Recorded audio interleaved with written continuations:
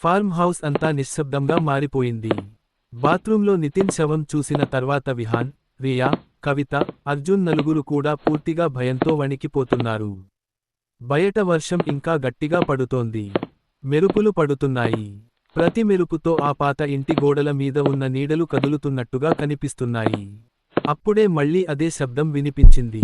టక్ టక్ టక్. పై అంతస్తులో ఎవరో నడుస్తున్నట్టు అడుగుల శబ్దం. రియా భయంతో అర్జున్ చేతిని పట్టుకుని అడిగింది. పైకి ఎవరు వెళ్లారు? ఎవరూ సమాధానం చెప్పలేదు. విహాన్ మెల్లగా అన్నాడు.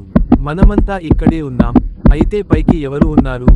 ఆ మాట విన్న వెంటనే కవిత కళ్లల్లో కన్నీళ్లు వచ్చాయి. నేను ముందే చెప్పాను, ఆత్మలతో ఆటలు ఆడకూడదు అని. అర్జున్ ధైర్యంగా కనిపించడానికి ప్రయత్నించాడు. మనలో ఎవరో సరదాగా చేస్తున్నారేమో, వెళ్దాం చూసి వస్తాం. అందరూ కలిసి మెట్ల దగ్గరికి వచ్చారు. పాత మెట్లు.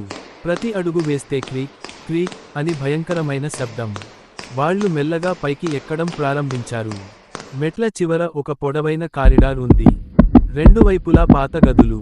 కానీ కారిడార్ చివరలో ఒక తలుపు మెల్లగా ఊగుతోంది. గాలి కూడా లేదు, అయినా అది స్వయంగా కదులుతోంది. విహాన్ మెల్లగా తలుపు దగ్గరకు వెళ్ళాడు. అతను తలుపు తెరిచిన వెంటనే లోపల చూసి ఒక్కసారిగా వెనక్కి దూకాడు. గదిలో గోడల మీద ఎర్రగా రాసి ఉంది, యు ఇన్వైటెడ్ యుఎస్. మధ్యలో నేల మీద ఒక పాత బొమ్మ పడుంది. అది చిన్న పిల్లల డాల్. కానీ ఆ డాల్ కళ్ళు మెల్లగా కదిలాయి. అందరూ భయంతో వెనక్కి వెళ్లారు. అప్పుడే ఆ బొమ్మ స్వయంగా కూర్చుంది.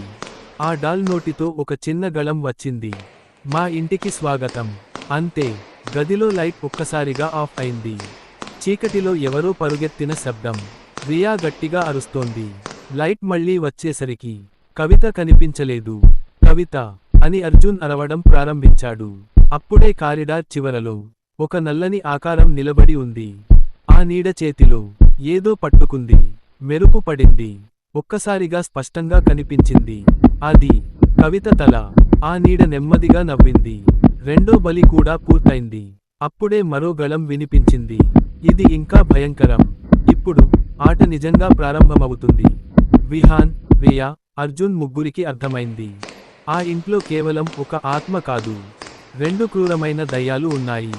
వాళ్ళు ఒక్కొక్కరిని చంపుతూ ఈ ఆటను కొనసాగిస్తున్నారు.